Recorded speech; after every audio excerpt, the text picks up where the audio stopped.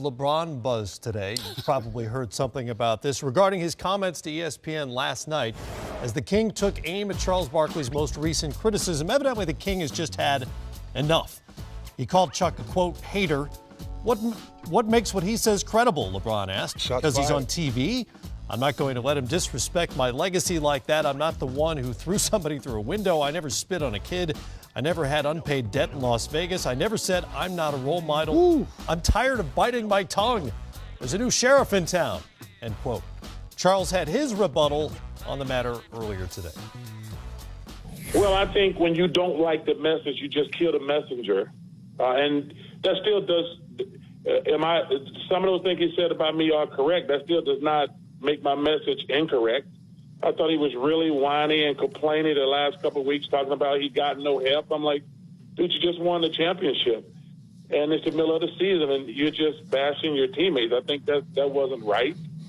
You keep saying, we're not in it, we're not that good. I'm like, dude, y'all are the reigning defending NBA champs. And, I appreciate Tristan Thompson actually having the stone to say something, but he's the only one. The rest of them are just so intimidated. I mean, and anybody in that circle, they're so intimidated, but I'm not intimidated at all. I've said the guy is the best player in the world. I've said he's a wonderful guy. I'm not sure how that constitutes hating just because I say he's coming out bashing his teammates every day, and he's got Kevin Love and Kyrie Irving, they're defending champions. I thought it was inappropriate and for him to talk about it every single day about how bad his team was. And I think that's a fair criticism. There's a lot to digest there. First of all, let me walk back just a little bit. Chuck referenced Tristan Thompson, who this week said, I earned my money. There was the idea that because he's a Rich Paul guy and LeBron's a Rich Paul guy, that somehow it was LeBron who got Tristan Thompson his big deal in Cleveland. He struck back at that a little bit. Having said all that, Charles has said repeatedly he's the best player in the world. He's also criticized him for a bunch of stuff. LeBron, I can see his point as well because he has been scrutinized and criticized maybe like no player in the history of the NBA. What did you make of him lashing out last night and finally saying enough's enough? Well, I think you got to talk in full context now because somebody could take a soundbite and sure. take it because Chuck said, he's the best player. So in my opinion, I still think, it's Jordan, Kareem, and then there's a litany of players. But no player has ever had as much pressure with a $100 million contract before a basketball contract and come on the floor, and that's LeBron James. He's handled the pressure better than anyone in a time where there's more media attention.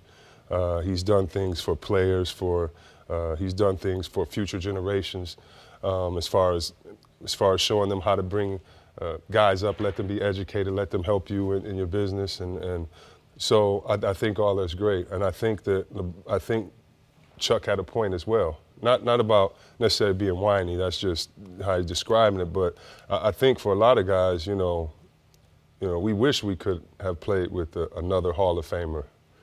I think when you look at the best teams in the history, this is why the championship argument is always funny to me.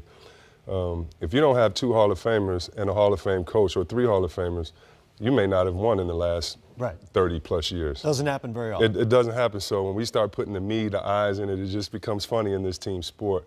But I see what Charles was saying. He was saying, you're the best player. Your team may not be as good, but you're the best player. Take them to win that championships. Actually, I thought the Golden State was still a better team last year.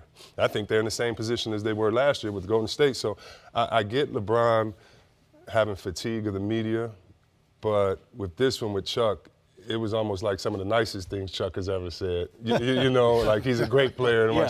So I really didn't get that. I look at that as sometimes during the season I want to be frustrated. Sometimes during the season I'll do things to make enemies or to put the flashlight back on me, the spotlight back on me. Oh, this is what you guys want?